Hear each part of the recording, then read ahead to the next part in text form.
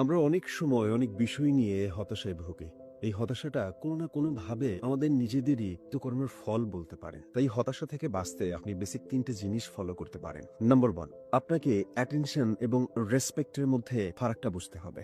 আপনি রাস্তার মাঝখানে দাঁড়িয়ে অশ্লীল অঙ্গভঙ্গি করেও অ্যাটেনশন পেতে পারেন, কিন্তু রেসপেক্ট কিন্তু আপনি পান না।